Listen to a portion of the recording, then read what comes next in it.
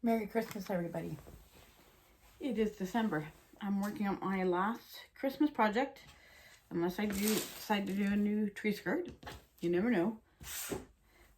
And this is what I'm working on. So this is the Winter Dreams panel that we have at the store. At the bottom you can see the welcome banner and then the shapes to make the trees, the heart, and the star ornaments. And then on the side there's some sewing tags. But I did do the welcome banner, and then I did, instead of these as ornaments, like these, you would sew two trees together, and then that would be a double-sided ornament. So you have two hearts, two trees, and then two stars. Yeah. So what I did is I made them into applique shapes to put on a runner. And how I did this is I took some Pelon mid-weight fusible.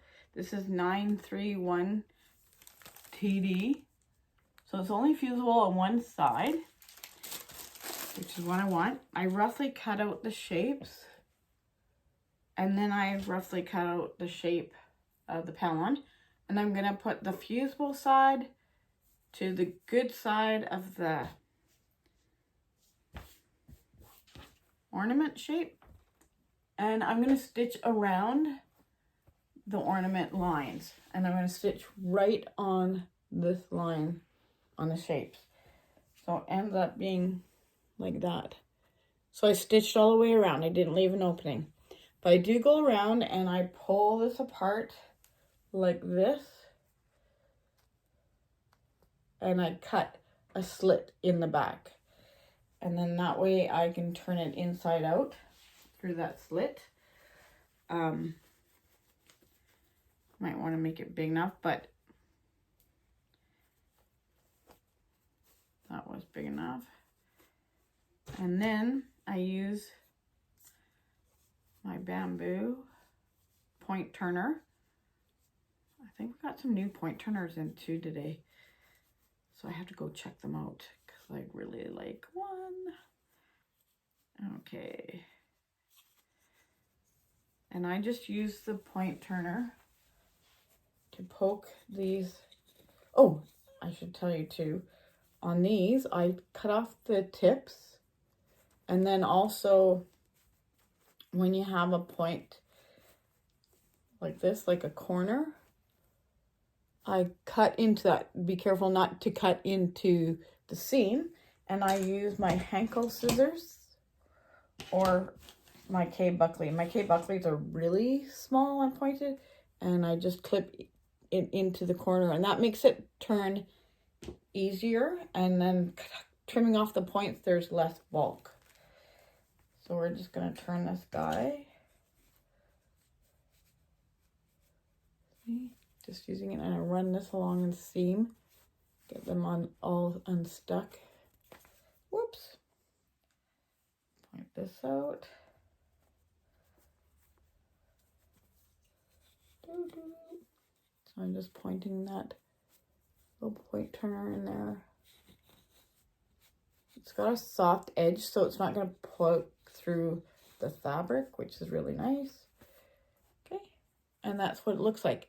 And now I can go iron this onto whatever you like a quilt block, or like me, a table runner. And for the back of the table runner, I used a pack of these maple squares. And so there's a variety. These are the cream on cream, and I used the white on white. So I used actually 33 of these.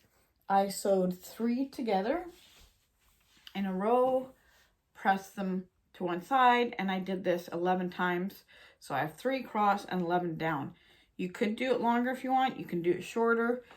I found this the right size to fit all my ornaments on. And then what I do, I actually sewed the whites together.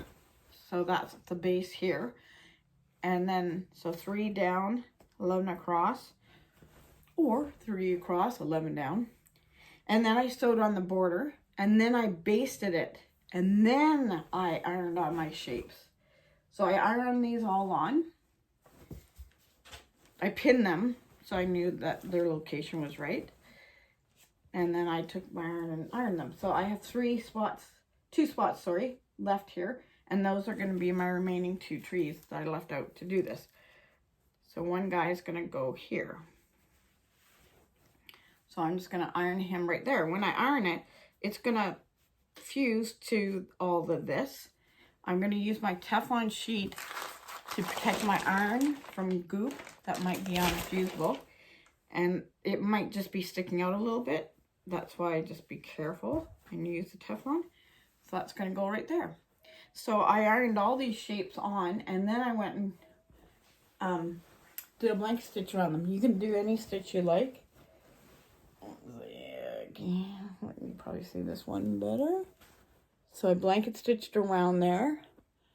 You can do whatever seam you like. And then what that does, it actually quilts through the 3 layers too.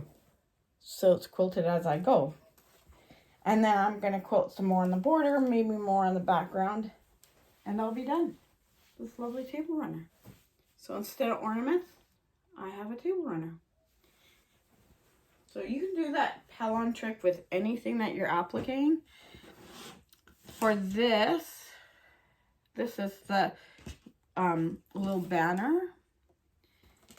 And I actually ironed these and then I top stitched here. And then I actually went around and top stitched all of this. You turn it. So now the reason why I top stitched this here before I went and top stitched it here is because if that's not top stitched when I put something through, it could pull out that raw edge.